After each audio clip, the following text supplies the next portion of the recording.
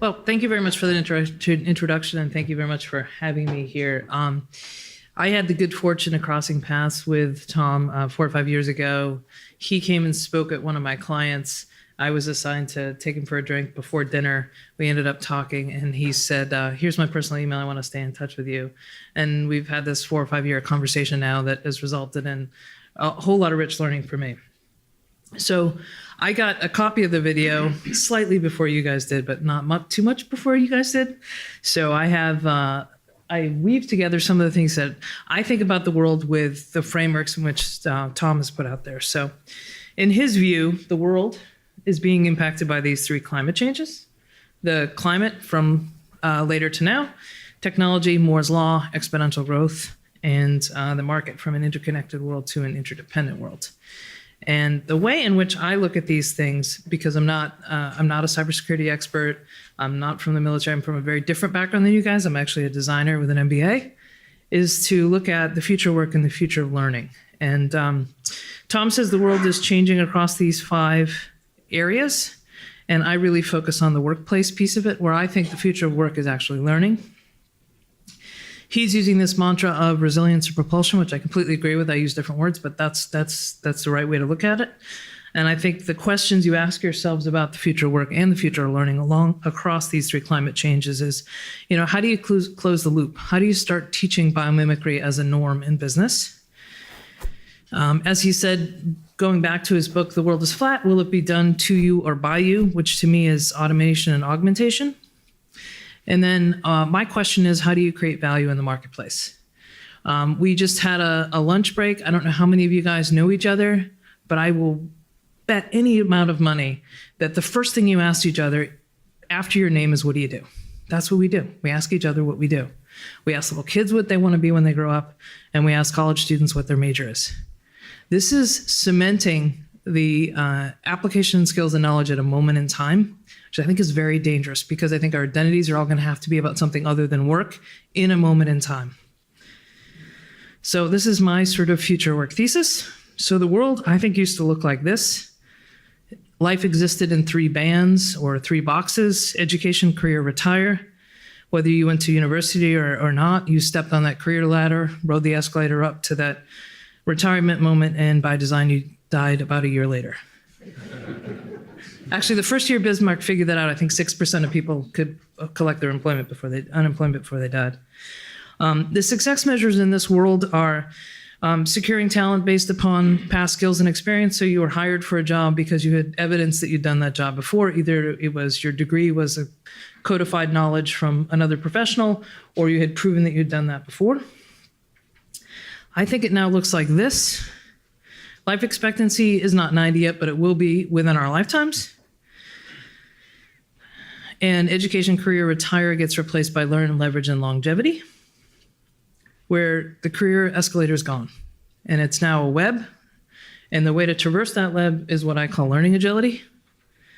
And remaining engaged is going to be a reality, not just a financial reality, but a social reality. We did not prepare for a 30-year vacation, nor are humans equipped to sit idly for 30 years. Success measures in this are learning agility and adaptability, not unlike agility and resilience and propulsion. So the reason I call my think tank Work to Learn is, in the past, we learned to do something in order to work doing that as our identity for what was our career. Now we must work in order to learn continuously, over which will be a much longer arc of a career. So to provide some macro context to this, I think someone earlier used the word info fatigue. So Dr. Martin Hilbert in 2007 looked at how many newspapers were coming at us a day as a way of measuring how much data is coming at us a day. So in the 1980s, it was about 40 newspapers. Then we had cable TV, then the internet and the smartphone, all this content coming at us every day. And it does give us info fatigue. Now, this study's been debated. I do think it's interesting. So Microsoft looked at our sustained attention span, and that's going in the other direction. So it was 12 seconds, now it's 8 seconds. And I don't know how they know this, but they say a goldfish is 9 seconds. So our attention span is now less than a goldfish. And that causes us to employ some tools that I think in some ways are working against us. They're working against us in learning, and they're certainly working against us, I think, as a society. So if you look at I've extracted this from the Ladder of Inference from Peter Senge's book, The Fifth Discipline. We have human bias, undoubtedly, in what information we pay attention to, but now we're beginning to have algorithmic bias. So if you look at data coming at us, and it kind of goes through this funnel with the human filter at the front end of it, you look at data, you form assumptions, you draw conclusions, you create beliefs. Collectively, that becomes your truth, what you think is true about the world. And there's a learning loop in there. So what you pay attention to informs your beliefs, and beliefs inform what you pay attention to. Now we got so many more of those little dots of data coming at us that we employ something called a social media filter. So every time you click on something, it sends you more things like that. So the data that comes your way are things that you already believe. And that creates our bubble. And I think this is incredibly dangerous because there's no learning loop in there. It's just a reaction and a confirmation bias. So there used to be something called the truth. And actually, it was a variety of things that collectively made the truth. But you made your own truth or your opinion by your interpretation of those facts that we all had a common set of facts to believe in. Now I think it looks more like this. Alternative facts, a whole different set of versions of the truth. We can't have conversations if we don't have one common set of facts to talk about. And I think that's dangerous as a society. I think it's dangerous for learning. Fake news is under this umbrella. And one of the other dangerous things that comes about this is, if you're not familiar with the Dunning Kruger effect, it's basically that the lower your level of competence is, the higher your level of confidence is, until your competence increases so you are aware how low your competence is. And it's used across a number of different spectrums. I'm a scuba diver, and it's one of the things they talk about in scuba diving is once you get certified and you first go down there, you think you know what you're doing, which is incredibly dangerous. That's an easy way to understand it. But you can also run a country this way. That's my only political joke. So Anne-Marie Slaughter says that the danger in this isolation that comes from a lot from social networks, because now we're living like half of our life in virtual world, is we create these tribes, these cohesive networks where we just hear other people like ourselves, and our little truths become these little bubbles, and we don't connect with each other. And she suggests that we should be forming action networks or bridging networks. They've actually done a lot of studies in making change happen in an organization. You look at the shape of somebody's network. If you have a lot of cohesive networks, very difficult to socialize that change. If you have a lot of bridging networks, much easier to socialize that change. So we're now on the cusp of the fourth industrial revolution. And since a lot of people are not really sure what that means, I have a very simple way of explaining it. So first we had the steam engine, and the talent we needed for that was physical labor, basic engineering. You learned a skill that was enough for the course of your career. Then we had the second industrial revolution, electricity, mass production, division of labor. I think this is about when business became the biggest major that was studied for those who attended higher ed. And then many are still in the paradigm of the third industrial revolution, where it was learn a good skill, become an engineer, learn STEM skills. We're all lunging at these bodies of knowledge that are somehow going to save us. But in reality, the fourth industrial revolution becomes the opposite of that, because it becomes about your ability to learn and adapt. And then part of that learning is unlearning. So it's letting go of certainty. And transdisciplinarity becomes a norm. The whole idea of disciplines is our artificial way of slicing up knowledge to make it easier to codify and transfer into new humans. And that's the basis of a lot of universities. One of the other things that's taking place is if you look at routine capabilities over time, machines are learning them much more quickly than humans, but anybody sitting in the audience, since I've started talking, I'm sure your watch or your pocket has buzzed and you've responded to it, or at least you paid attention to it. We as humans are acting more and more machine-like. We respond to stimuli. When there's an empty field on a computer, we start typing into it. We have the stimulus response where we're becoming more machine-like. At the same time, if you have an Amazon Alexa or any of the other speech recognition things, you start realizing that machines are becoming more human-like. And I think that this is an inflection window, whether it's the next 10 years or the next 20 years, where we decide what should humans really do. Another way to look at this is if you look at the 5 largest companies by market cap, not revenue, so market cap is how we value them, at 100-year increments. 100 years ago, the biggest companies were oil, gas, meat. 50 years ago, they were all mass production, and now they're all digital companies. That may be interesting, but I think it's even more interesting is it was the extraction of value from natural assets 100 years ago, scalable production of human-made assets, and now it's the scalable learning to create and deploy digital assets. Our paradigm, I think, is still stuck in 1967 in many, many ways. And if you look at three core components of a business, if you need to extract value from natural assets, and it's 1917, you've got human ingenuity, capital, and technology. I would argue capital was the most important. You can argue whether second and third should be second or third or second. We didn't have the financial infrastructure in place. If you had capital to extract, to drill that oil or to extract that steel, you had the competitive advantage. 50 years ago, in the human production of man-made assets, technology gave you an advantage. Now, I think technology, as soon as it's developed, is largely ubiquitous. Capital infrastructure, if you have an idea, you can find money for it. So human ingenuity is the difference. But we're not acting like human ingenuity is the difference. We're certainly not investing like it's the difference. Another thing that's taking place is we're entering a new era in human history. So each era is marked by time, talent, and how we use tools. Each era is collapsing by a factor of 10. So they were much longer, now they're becoming closer together. In the information era, which is where our mental models are somewhere between the industrial era and the information era, while in time we're between the information and the augmented era. In the information era, it was all about acquired knowledge and skill. Pick a good major, STEM, or obsession with STEM. Not that I'm against it, it's just not going to solve everything. We use tools for cognitive reduction. So you had to learn to use a tool in order to use it. So if you had a new software package, you had to learn to use that software package or you wouldn't get the leverage out of it.